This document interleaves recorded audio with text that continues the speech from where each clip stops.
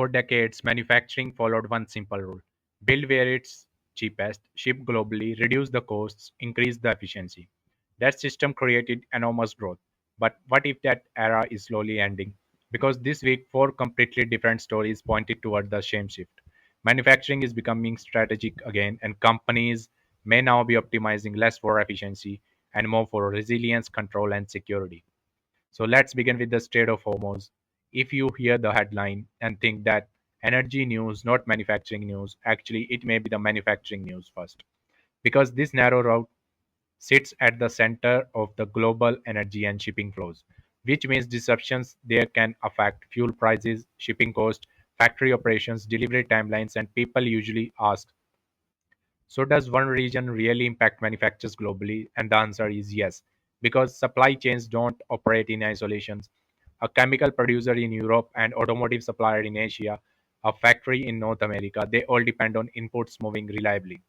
Modern manufacturing wasn't built around local self sufficiency, it was built around stable global movement. And when movement becomes uncertain, cost structure changes. Then came the another story: General Motors and defense related manufacturing collaboration. Now, on the surface, this sounds unusual, a car company and a national industrial capacity, but zoom out. Governments increasingly view manufacturing differently than before, not just as jobs, not just as GDP, but as infrastructure. People ask, why would governments care where things are manufactured? Because recent years exposed a weakness.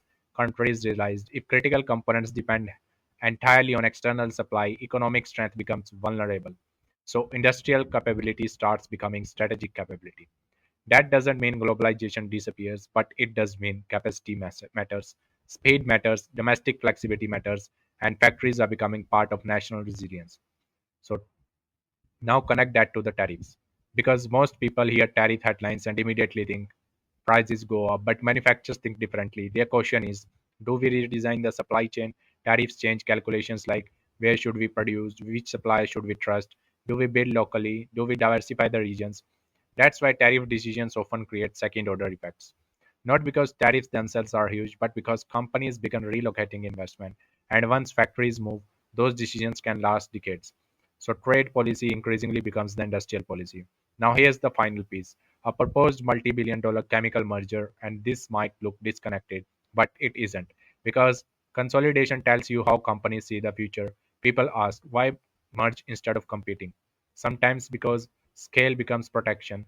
Large manufacturing groups gain advantage in procurement, supply security, capital access, regional reach. When uncertainty rises, companies often move towards control, not maximum expansion, maximum resilience. So, what connect all four stories? A shipping choke point, industrial defense corporation, trade barriers, and large scale consolidation. At first, they seem unrelated, but together they point towards something bigger. For years, manufacturing optimized for lower cost. Today, it increasingly optimized for security, flexibility, and control. So, globalization isn't disappearing, but the rules may be changing.